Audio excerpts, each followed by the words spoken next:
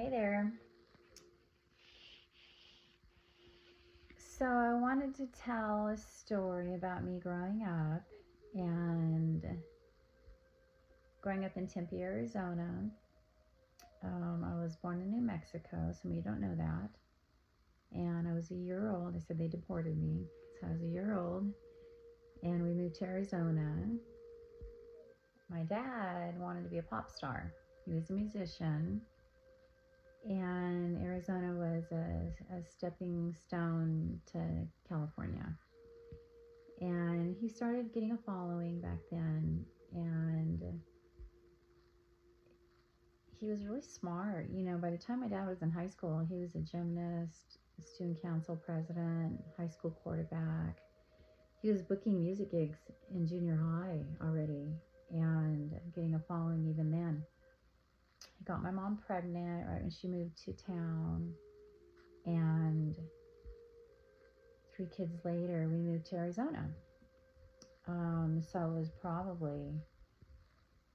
I was born in 65, so 1966. And he continued his music career. He broke up with the band early on. What he told me way back then was he didn't like the flakiness of it, so he just relied on himself. And he was a solo musician and came out with a 45 record. He was performing all over the place, from Tucson to New Mexico, I think even Nevada, probably California. And he was really funny too. So with him doing that type of career, it was tough on my mom. And my dad, I think I told you this, was evoked that he needed to go to college. And so he did. He started attending college, and he kept telling my mom, I feel so stupid. I feel so stupid. And he came across this hypnotist that helps you with this. And he was based in Albuquerque, New Mexico. And so he started going from Gallup to Albuquerque to see this hypnotist. And the first time he went, the guy put him under, and he wrote down his notes and so on. And so when my dad woke up, he goes, Ralph, I want to take you somewhere and show you something you wrote down when you were under hypnosis.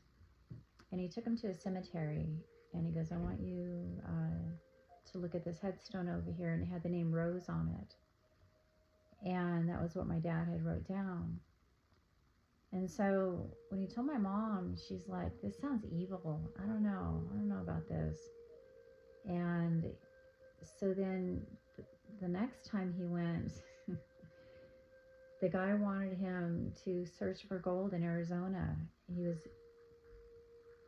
He said, you're really easy to put under. You're a really good subject, that type of thing. And want him to look for gold. So remote viewing. And my mom's definitely not into this. And she goes, that really sounds evil. I don't like this at all. And so he stopped going to this guy. And this guy ended up being a Berkeley trained psychiatrist. And then, I won't mention his name, but I know his name. Now, my grandpa, his father, his name is Brasiliano. And he's from Spain and ended up migrating to New Mexico. And prior to that, in Spain, he had like 12 kids. I went to New Mexico and met my grandmother, Tani Tafoya. And she was born in Las Vegas, New Mexico. And she was 30 years younger than him and had another 12 kids. I think they had like miscarriages and stuff like that. I think I know 9. And my father was one of them.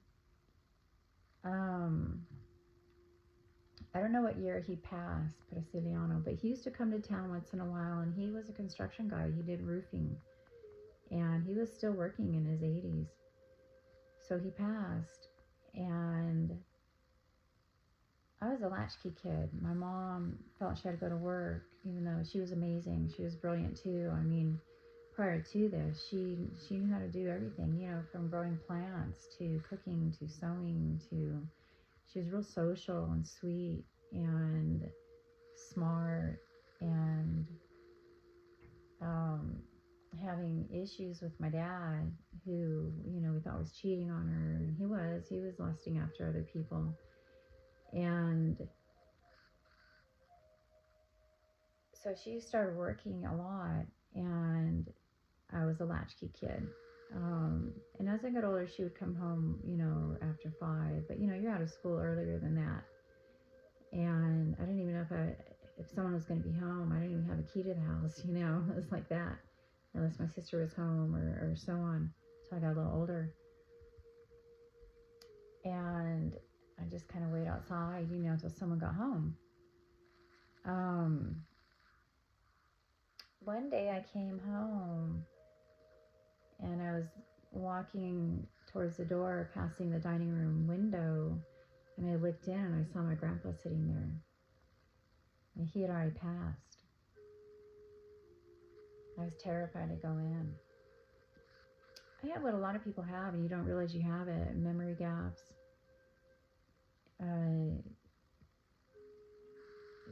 For lack of a better word, but a lot of you have this too. When you think about your childhood, you remember certain things, but there's times when you have just memory gaps, and I know we were being taken in a way. So this being that was in my dining room table was what took over my grandpa, and that's why he passed. And a lot of people have been taken over like this, unfortunately. And then these beings go on to molesting, hurting, doing things they shouldn't be doing.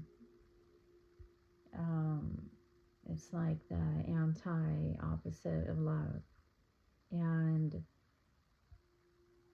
you can watch the movie Coco, and you'll see my family represented very strongly, because the lady in Coco looks and acts just like my grandma, Tawny.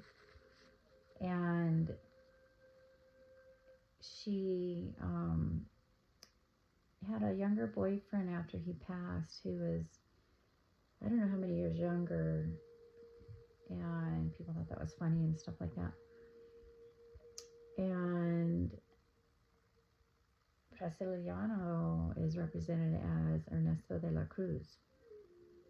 And anyway, so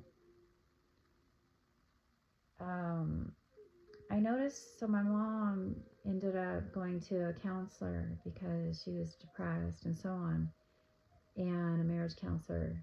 He put her on antidepressants and didn't tell anybody. We didn't know.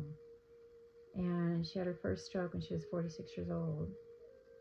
She had her nursing books in the car, and her name is Judy, and I know it's a big invocation of St. Jude.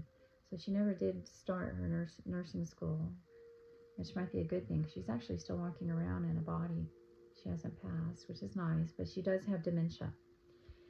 And you think about dementia, she literally keeps falling into her past aware, her consciousness, and that's why people with dementia constantly repeat questions to you.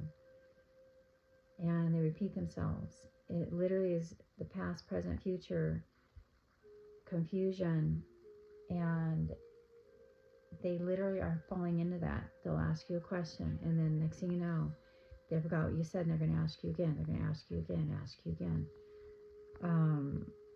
My mother-in-law had this, and she just started asking questions again and again and again and again and again and again. And she had a hard time driving, finding her way home, things like that. This, unfortunately, is what's going on with the news. And I want to tell you a story.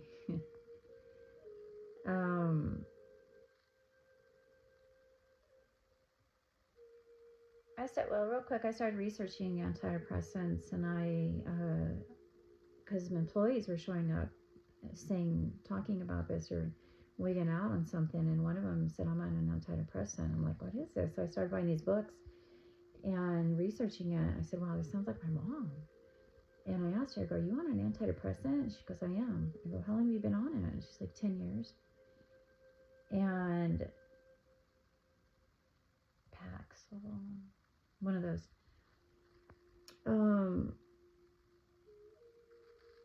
She weaned herself off, and she suffered other minor strokes, things like that, just a couple of years ago. And she's hard to talk to because I know I mentioned this before. She just cuts me down constantly. She says the craziest things about me. And I blocked her for a good 8 months, it felt like. And then finally started talking to her again, and she started up again. And so I don't engage her like I used to. You know, I just finally blocked her. And so I haven't heard from her in a couple weeks. But she does reach out to other family and ask some weird things and repeats questions and so on and so forth. No matter what you say and how many times you can tell her, she still will ask these same questions and say mean stuff about people, not just me. And like I said, you know, school really did get in the way of us being a really great family because they're real entrepreneurial spirits, especially my dad. And my mom too. She could do anything. She's so smart. Including run a bakery, you know.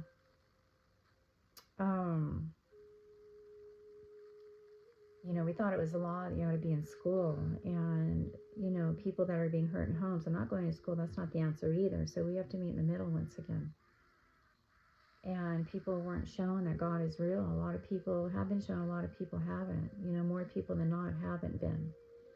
And I went down the awakening road back in 2014. But prior to that, I healed myself with what I was doing and ingesting, and I started supplementing with nutrients and probiotics and things like that, and healing all my ailments, every one of them.